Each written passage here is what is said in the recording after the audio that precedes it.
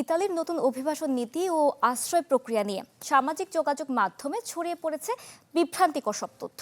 কিছু পোস্টে দাবি করা হচ্ছে 12 জুন থেকে ইতালিতে প্রবেশকারী সব অভিবাসীকে বাধ্যতামূলকভাবে আটক করা হবে। সেই সাথে আশ্রয় আবেদনকারীদের দেওয়া হবে না আইনি সহায়তা। তবে অভিবাসন আইন বিশেষজ্ঞরা বলছেন এসব দাবির অধিকাংশেরই যথাযথ ভিত্তি নেই। অসম্পূর্ণ তথ্য প্রচার করছে একটি গোষ্ঠী। বিস্তারিত জানাতে ইতালি থেকে যুক্ত হচ্ছেন সহকর্মী সজীব আহমেদ রিয়ন।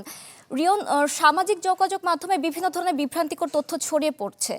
আসলে প্রকৃতপক্ষে অভিবাসন নীতির যে নতুন মাধ্যমটা দেখা দিয়েছে সেখানে কি জানাতে চেয়েছে তারা? ঢালাইয়ের সেরা প্রিমিয়ার সিমেন্ট। আপনাকে ধন্যবাদ। আপনি যেমনটি বলছিলেন যে ইতালিতে যে নতুন আইনটি হয়েছে সেটি নিয়ে আসলে সামাজিক যোগাযোগ মাধ্যমে বিভ্রান্তকর আসলে এই তথ্যগুলো সেটি কিন্তু ছড়ানো হচ্ছে। মূলত আসলে এগুলো কিছু ফেসবুক ব্লগার যারা আছে তারা এগুলো ছড়িয়ে দিচ্ছে মানুষের, বিশেষ করে প্রবাসী বাংলাদেশী যারা আছে তাদের ক্ষেত্রে একটি আতঙ্ক সৃষ্টি করার জন্য। আর তারা যেই ভুলটি আসলে প্রচার করছে সেটি হচ্ছে যে ইতালিতে যারা অবৈধভাবে আসবে তাদেরকে তাৎক্ষণিকভাবে আটক করা হবে বা তাদেরকে দেশে পাঠিয়ে দেওয়া হবে। আসলে বিষয়টি আসলে এরকম না।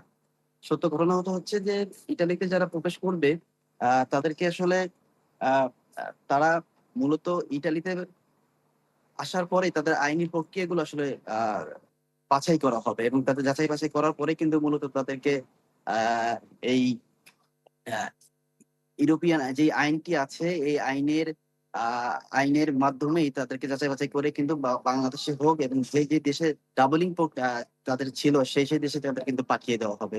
কিন্তু কিছু ব্লগার বা ইউটিউবার যারা আছে তারা কিন্তু এটি প্রবাসী বাংলাদেশিদের মাঝে কিন্তু একটি আতঙ্ক সৃষ্টি করে দিয়েছে ইতিমধ্যেই।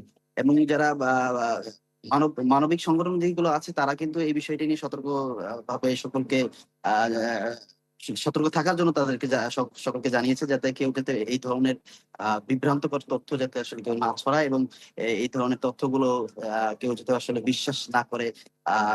বাংলা কমিউনিটি যারা নেতৃবৃন্দ আছে তারাও কিন্তু এই সতর্ক জানিয়েছে। রিয়ন, আপনাকে ধন্যবাদ। ইতালি প্রবাসীদের খবর জানাচ্ছিলেন আমাদের সহকর্মী।